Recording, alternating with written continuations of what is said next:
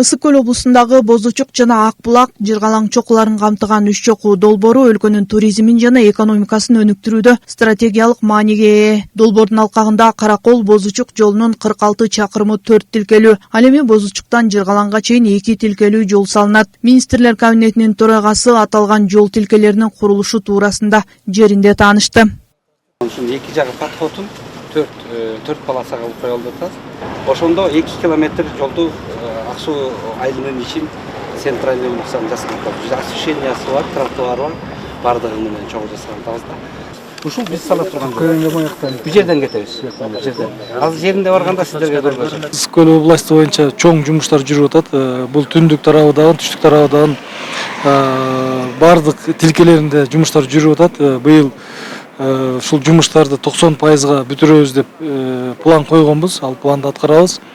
Андан сырткары ички жолдорду дагы кошумча биз жасап кетип атабыз. Жолду каттам көп болгондугуна байланыштуу жолдун абалы бир аз начар экен. Ошону быйылкы жылдын планына киргизип, реконструкциядан өткөрөбүз деген ниетте турабыз. 3 чокуу долбоорунун биринчи этабында 2030-жылга чейин 60 чакырым лыжа трассасы жана 6 асма жол куруу пландалган. Долбоордун алкагында заман талабына ылайык жол каттамдарын реконструкциялоо, темир бетон көпүрөлөрдү куруу жумуштары да жүргүзүлөт. 7 метр, обочина менен 8 болот. Каракол эңилчек, мынакей ошол менен келип туруп, мына ушуга кошсок.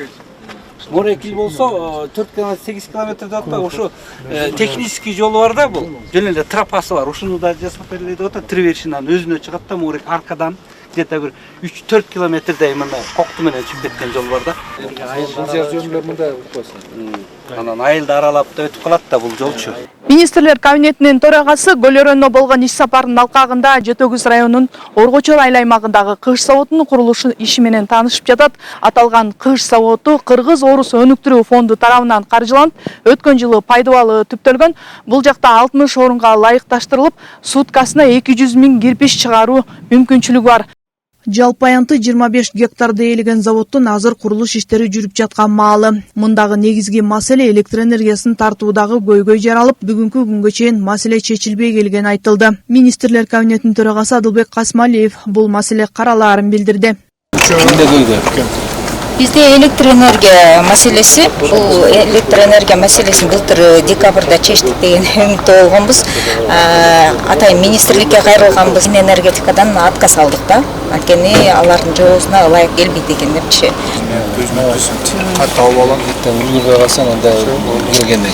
Электр энергия маселеси ушу бүгүнкү күнгө чейин чечилбей келе жатат.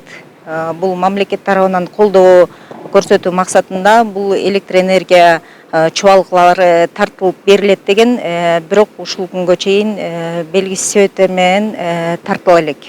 Жергиликтүү калкка өздүк наркында кыш берилет, мындан тышкары салык төлөнөт, анын социалдык жардамдар көрсөтүлөт деген пландарыбыз бар.